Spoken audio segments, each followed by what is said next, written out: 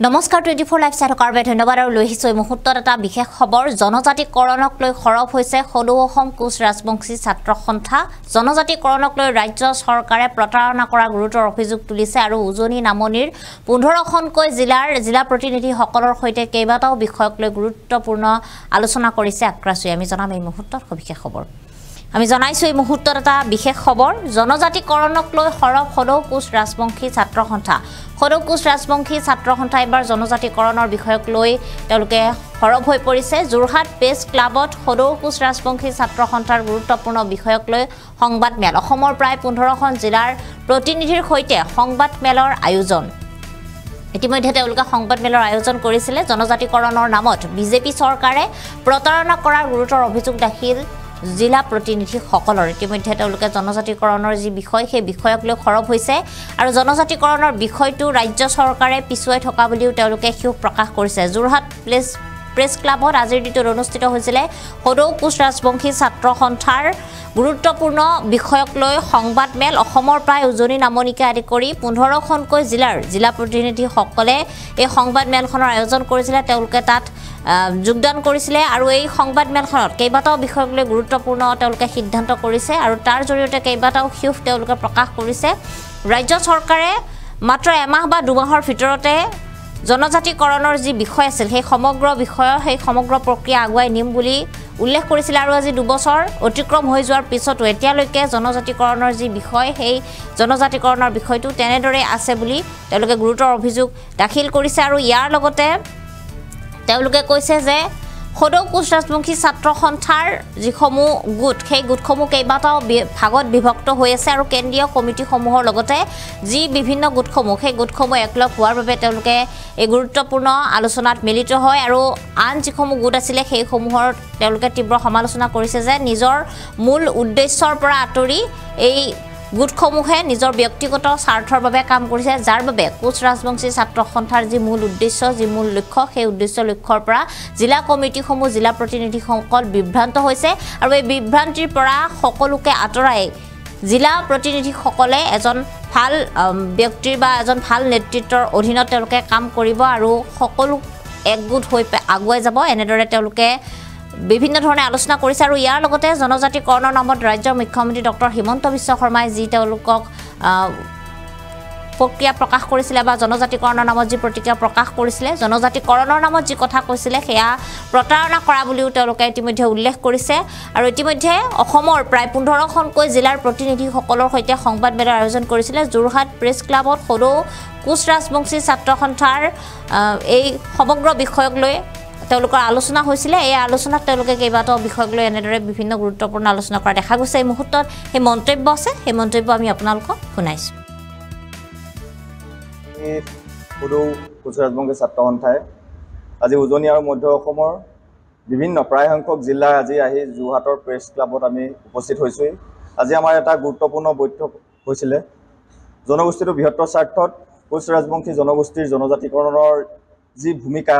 বৰ্তমান সময়ত কোচ ৰাজবংশী থাকিব লাগিছিল কিন্তু বৰ্তমান সময়ত কিন্তু আজি বহু ভাগত বিভক্ত হোৱাৰ বাবে কোচ ৰাজবংশী জনগোষ্ঠীয়ে নিজৰ প্ৰাপ্য অধিকাৰৰ কাৰণে নিজৰ আন্দোলন প্ৰক্ৰিয়াটো স্তব্ধ হৈ পৰিছে আমি উজনি মধ্য আজি ৰাইজ আজি আৰু আমাৰ আক্ৰাসু প্ৰতিনিধিসকল আমি একত্ৰিত হোৱাৰ মূল উদ্দেশ্য হৈছে যিসমূহ বিভিন্ন ভাগত বিভক্ত হৈ থকা যি আক্ৰাসু আছে সকলোৱে নিজৰ ক্ষমতাৰ কথা নিজৰ ব্যক্তিগত স্বাৰ্থ পৰিহাৰ কৰি তেওঁলোকে একেখন পতাকাৰ তলত আহি ৰাইজৰ স্বাৰ্থত জনগোষ্ঠীটো জনজাতিকৰণৰ স্বাৰ্থত তেওঁলোকে সজোৰে আমাৰ সংগ্ৰামখন আগবঢ়াই নিয়াৰ ক্ষেত্ৰত তেওঁলোকে আহিব লাগে একেখন পতাকাৰ তলত তাৰ ওপৰত আমাৰ আজি বিভিন্ন আলোচনা হ'ল লগতে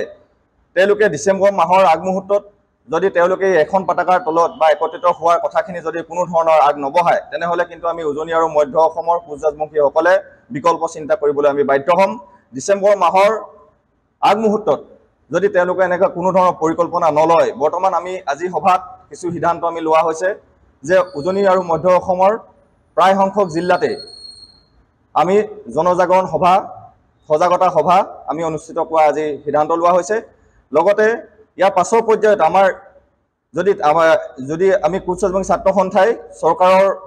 বিৰুদ্ধে বিভিন্ন ধৰণৰ গণতান্ত্ৰিক আন্দোলনৰ কাৰ্যসূচী আমি ল'বলৈ বাধ্য হৈছোঁ আৰু আমি আজি সেই সিদ্ধান্তক আমি বহুখিনি সিদ্ধান্ত লোৱা হৈছে আক্ৰাছুৰ লগত যদি ত্ৰিপাক্ষিক আলোচনা এই চৰকাৰখনৰ কেন্দ্ৰীয় চৰকাৰ আৰু অসম চৰকাৰ আৰু আক্ৰাছুৰ লগত যদি ত্ৰিপাক্ষিক আলোচনা তেওঁলোকে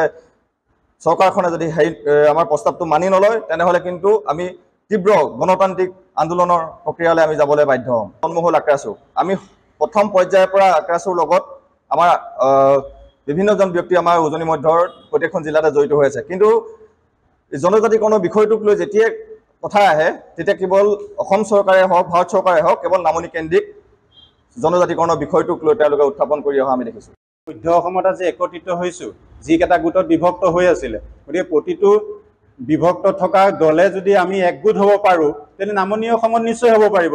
নামনি অসমত আজি আক্ৰাছু সংগঠনটো বহুধা বিভক্ত হৈছে কেৱল মাত্ৰ পদবীৰ লোভত। আজি কিবা কোনোবা কেইটামানে গোট এটা খুলিছে, পদবীটো এৰি নিদি একত্ৰীকৰণ হ'ব পৰা নাই। গতিকে আজি ৰাইজে বিচাৰিছে একত্ৰীকৰণ। আমি উজনি আৰু মধ্য অসমে আজিৰ কথা নহয়, আজি আমি বহু বছৰ ধৰি একত্ৰীকৰণৰ কথা আহ্বান কৰি আহিছোঁ, কিন্তু একত্ৰীকৰণ নহয়। তেনে ক্ষেত্ৰত আমাৰ কাম কাজসমূহ চলাই নিবলৈ কাৰণে উজনি বা মধ্য অসমত ৰাইজক প্ৰত্যুত্তৰ দিবলৈ কাৰণে আমাৰ অসুবিধা হৈছে। গতিকে আমি এটা আজি বিশেষ সিদ্ধান্তৰে আমি আগবাঢ়িছোঁ আৰু এখন কমিটিৰে আমি আগবাঢ়ি যাম বুলি ভাবিছোঁ। আৰু এখন আমি তদৰ্থ কমিটিও আজি গঠন কৰিছোঁ। এই কমিটিখনে যিসমূহ আমি আজি সিদ্ধান্ত লৈছোঁ আজি আমাৰ মূল লক্ষ্য উদ্দেশ্যৰে, গতিকে আমাৰ মূল লক্ষ্য উদ্দেশ্য থাকিব যে উজনি আৰু মধ্য অসমৰ জাতিটোৰ প্ৰাপ্য অধিকাৰৰ দাবী, তাৰ লগতে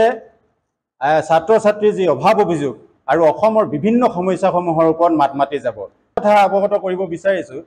যে আক্ৰাছুৰ যি লক্ষ্য আৰু উদ্দেশ্য আছিল, সেই লক্ষ্য আৰু উদ্দেশ্যৰ পৰা সম্পূৰ্ণ ফালৰি কাটি বৰ্তমান যিসকল নেতাই নেতৃত্ব দি আছে কোচ ৰাজবংশী সংগঠনটোত, তেখেতসকলে কেৱল ব্যক্তিগত স্বাৰ্থত ব্যৱহাৰ কৰি আহিছে আৰু সেই লক্ষ্য উদ্দেশ্যৰ পৰা সম্পূৰ্ণভাৱে ফালৰি কাটি সাংগঠনিক ভেটি দুৰ্বল কৰিছে। মই বৰ্তমান জিলা কমিটিৰ শোণিতপুৰ জিলাৰ সভাপতি হয়। মোৰ নাম বিক্ৰম চন্দ্ৰ দাস। আৰু এইখিনিতে মই আৰু এটা কথা ক'ব বিচাৰিছোঁ যে জনজাতিকৰণ বিষয়টোত আমাৰ মুখ্যমন্ত্ৰী হিমন্ত বিশ্ব শৰ্মালৈ আমাৰ প্ৰশ্ন আছে। আমাৰ তেখেতৰ ওপৰত এটা প্ৰশ্ন আছে যে আজি 2 বছৰ আগতে তেখেতে জনগোষ্ঠীটোৰ জনজাতিকৰণৰ প্ৰক্ৰিয়া 90% আগবাঢ়ি আছে বুলি কৈছিল, 10% বাকী আছে। গতিকে এই 10% কাম আজি 2 বছৰলৈকে তেখেতে সমাধান কৰিব নোৱাৰিলে। আৰু আমাৰ তেখেতৰ প্ৰতি প্ৰশ্ন আছে যে আৰু কেইদিনমানৰ আগতে তেখেতে উল্লেখ কৰিছে যে জনগোষ্ঠীৰ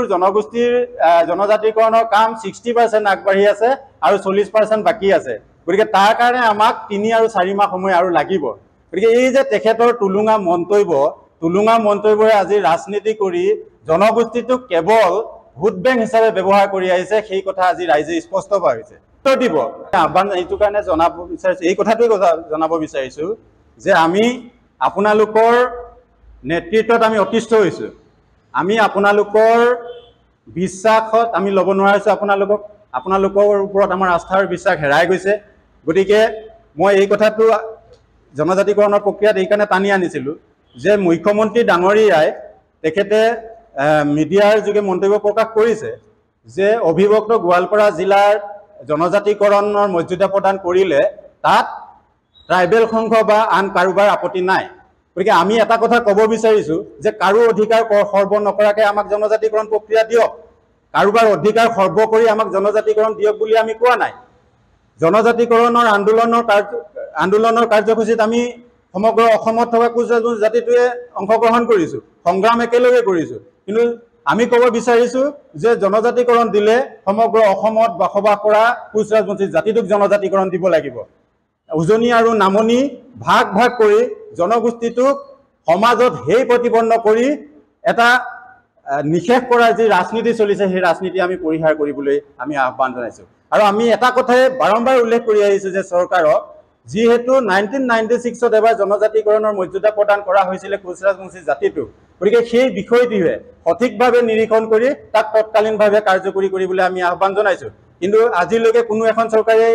ইয়াৰ সঁহাৰি প্ৰদান কৰা নাই। কিন্তু এইটোৰ কাৰণে আমি চেণ্ট্ৰেল কমিটিক আহ্বান জনাব বিচাৰিছোঁ যে আপোনালোকে উজনি আৰু মধ্য অসমৰ কথা যেতিয়া ৰাজনৈতিকভাৱে উত্থাপন কৰে তেতিয়াহ'লে আমাৰ চেণ্ট্ৰেল কমিটি আক্ৰাছু মতামত শূন্য আৰু তেখেতসকলে চুপচাপ হৈ বহি থাকে।